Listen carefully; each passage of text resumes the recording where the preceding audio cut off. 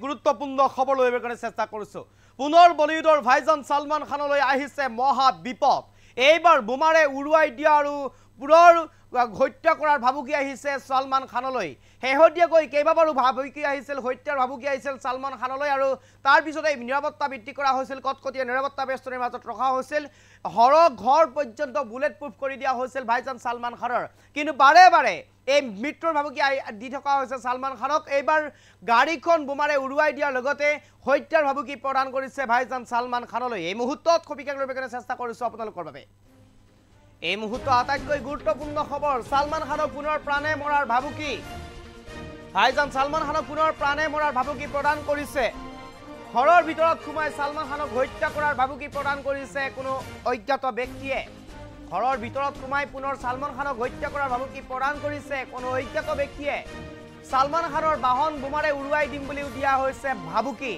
এক ভয়ংকৰ খবৰ বুলি ক'ব লাগিব। পুনৰ সালমান খানক ভাবুকি প্ৰদান কৰা হৈছে মৃত্যুৰ। হোৱাটছএপৰ জৰিয়তে এই ভাবুকি প্ৰদান সালমান খানক। হোৱাটছএপৰ জৰিয়তে এই ভাবুকি প্ৰদান কৰা হৈছে সালমান খানক। এই সন্দৰ্ভত ইতিমধ্যে তদন্ত আৰম্ভ কৰিছে মুম্বাই আৰক্ষীয়ে। এই মুহূৰ্তৰ আটাইতকৈ গুৰুত্বপূৰ্ণ খবৰ, এই সন্দৰ্ভত ইতিমধ্যে তদন্ত আৰম্ভ কৰিছে মুম্বাই আৰক্ষীয়ে। পুনৰ ভাইজান সালমান খানলৈ মহা বিপদ আহিছে। শেহতীয়াকৈ লৰেন্স বিষ্ণৈ গেঙৰ পৰা কেইবাবাৰো মৃত্যুৰ ভাবুকি আহিছিলে, কেইবাবাৰো হত্যাৰ ভাবুকি আহিছিলে। শেহতীয়াকৈ সালমান খানৰ লগত ওতঃপ্ৰোতভাৱে জড়িত হৈ থকাৰ বাবে এগৰাকী ৰাজনীতিবিদকৈ মুম্বাই ৰাজপথৰ মাজমজিয়াত গুলিয়াই হত্যা কৰিছিলে ৰাজনীতিবিদগৰাকী। তাৰ পিছতে আৰু অধিক কটকটীয়া নিৰাপত্তা বেষ্টনী গঢ়ি তোলা হৈছিলে সালমান খানৰ। শেহতীয়াকৈ কেইবাবাৰো ভাবুকি প্ৰদান কৰা হৈছিল সালমান খানক আৰু তাৰ পিছত কটকটীয়া নিৰাপত্তা বেষ্টনী গঢ়ি তোলা হৈছিল। ঘৰ পৰ্যন্ত বুলেট প্ৰুফ কৰি দিয়া হৈছিল। কিন্তু তাৰ পিছতো যেন এক প্ৰকাৰ যে কোনো অজ্ঞাত ব্যক্তিয়ে ভাবুকি দিবলৈ আশা এৰা নাই ভাইজান সালমান খানক।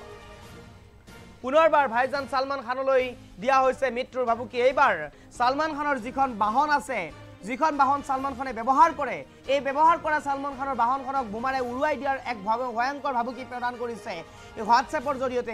কিন্তু কোনে ক'ৰ পৰা কি উদ্দেশ্য লৈ এই ভাবুকি প্ৰদান কৰি আছে সেই কথা এতিয়াও অৱগত নহয় মুম্বাই আৰক্ষী। অৱশ্যে মুম্বাই আৰক্ষীয়ে ইতিমধ্যে আৰম্ভ কৰিছে তদন্ত সমগ্ৰ ঘটনা সন্দৰ্ভত আৰু ইতিমধ্যে সমগ্ৰ ঘটনা সন্দৰ্ভত মুম্বাই আৰক্ষীয়ে নিজাববীয়াকৈ লৈছে এটা গোচৰ আৰু ইতিমধ্যে নিজাববীয়াকৈ গোচৰ লৈ মুম্বাই আৰক্ষীয়ে আৰম্ভ কৰিছে সমগ্ৰ ঘটনা সন্দৰ্ভত তদন্ত। কোনে ক'ৰ পৰা কি উদ্দেশ্য লৈ কি লক্ষ্য আগত ৰাখি ভাইজান সালমান খানক বাৰম্বাৰ এনেদৰে হত্যাৰ ভাবুকি প্ৰদান কৰি থকা হৈছে, সমগ্ৰ বিষয় সন্দৰ্ভত বিস্তাৰিতভাৱে পুংখানুপুংখভাৱে ইতিমধ্যে মুম্বাই আৰক্ষীয়ে তদন্ত আৰম্ভ কৰিছে। এই মুহূৰ্তত কিন্তু গুৰুত্বপূৰ্ণ খবৰ এইটো ক'ব লাগিব যে বাৰে বাৰে ভাইজান সালমান খানক আক্ৰমণ কৰাৰ ভাবুকি প্ৰদান কৰা হৈছে, ভাইজান সালমান খানক হত্যা কৰাৰ ভাবুকি প্ৰদান কৰা হৈছে। বলিউডৰ ভাইজান সালমান খানক এইবাৰ শেহতীয়াকৈ হত্যা কৰাৰ লগতে যিখন বাহন ব্যৱহাৰ কৰে এই বাহনখন বোমাৰে উৰুৱাই দিয়াৰ ভাবুকি প্ৰদান কৰিছে সালমান খানলৈ। হোৱাটছএপৰ জৰিয়তে এই ভাবুকি প্ৰদান কৰিছে কোনো অজ্ঞাত লোকে আৰু ইতিমধ্যে এই সমগ্ৰ ঘটনা সন্দৰ্ভত মুম্বাই আৰক্ষীয়ে নিজাববীয়াকৈ লৈছে এটা গোচৰ আৰু ইতিমধ্যে আৰম্ভ কৰিছে সমগ্ৰ ঘটনা সন্দৰ্ভত তদন্ত।